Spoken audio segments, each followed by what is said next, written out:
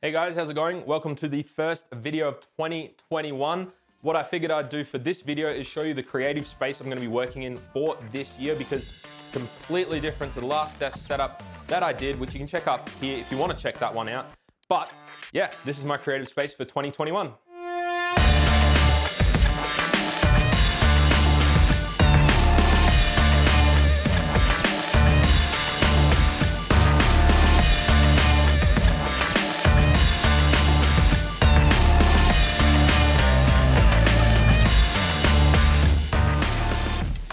So basically, this is my office and bedroom. I live with a couple buddies and I had a small room because it's a couple, they got a bigger room, I get the smaller room. It's a thing.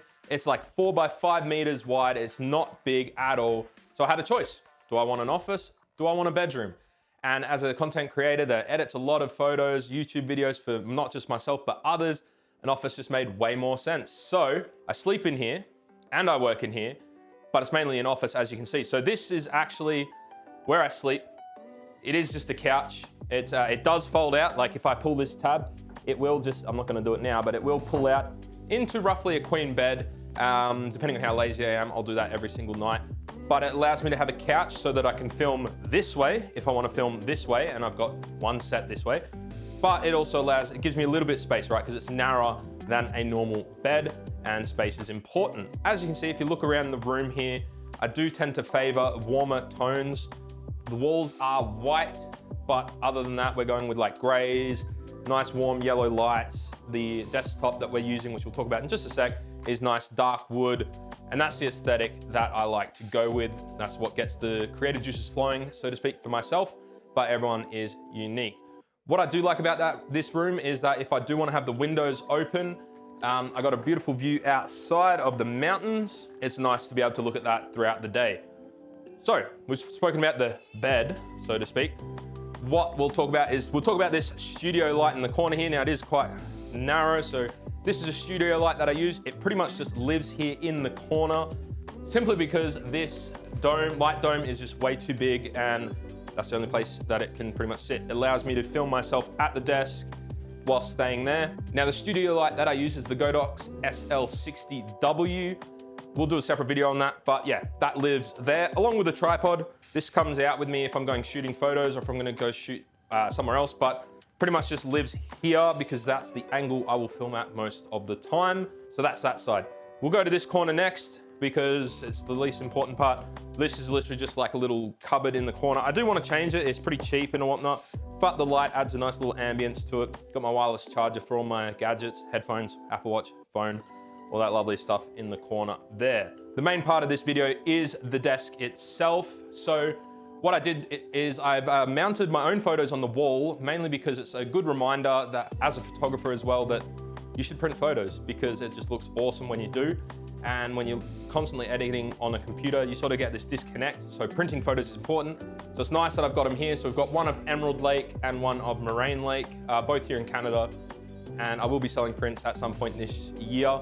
In the corner, I've just got this Ikea light. I'll get the exact model and I'll have it linked here, but I don't know, it's just a nice warm yellow light in the corner there to add a little bit of an aesthetic.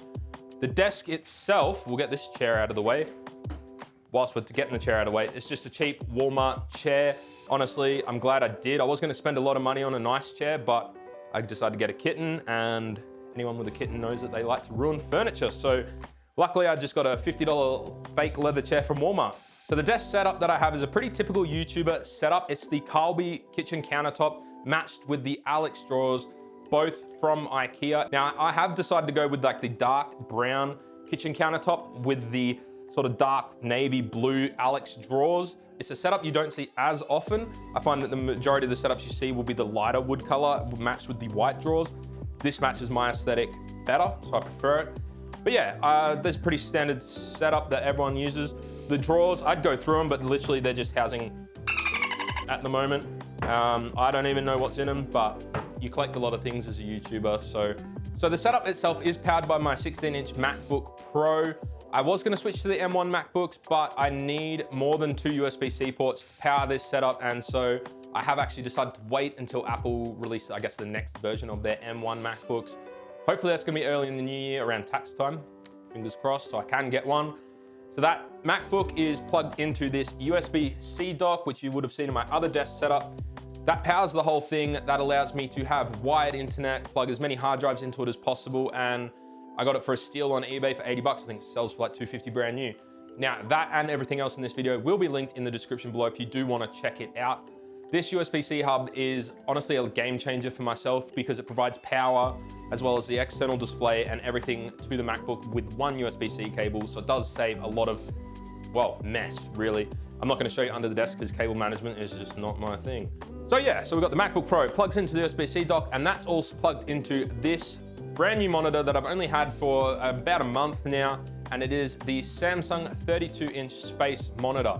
I will do a separate video going through all the features of this monitor, but the one thing I want to show you is the reason I got this is one, you can see here with the stand that it only comes into the desk like 3 inches, so it's super minimal, but it also moves. So like you can have it come right down and come here. So if you want to stand and do some video editing that way, you can, and then you can move it out of the way, which is awesome because I do also use this not just as a, I guess, creative space, but also as a relaxing space, watching movies, playing games. I don't really use a console. I sort of did to begin with, but I just don't like having it plugged in and all that sort of stuff. And I've recently switched to playing on Google Stadia pretty much 100% of the time now. I turn that on, bring the monitor a bit closer, and then I just kick back on the couch and I can just sit here and play my games like that. So other than that, with the peripherals, it's a pretty minimal setup. Still rocking the Apple wireless keyboard and the Magic Mouse. I love this thing. I spoke about it in my last setup video. The reason I got it is because I got a metal plate in my wrist, and this one just allows me, well, not to have a sore wrist when I'm video editing. The rest of the desk is, you know, you got your standard fake plant. Got to have a little bit of green. Book, it's all about happiness and all that sort of stuff. Maybe like a daily reminder to not be so hard on myself. So that's it, guys. That's the creative space for 2021. Pretty excited about the content we're going to be bringing this year. Like I said, going to be less frequent uploads, but hopefully better quality and higher quality content for you. So if you want to see that, make sure you hit the thumbs up button and subscribe to the channel. And I'll see you guys in the next video. See ya.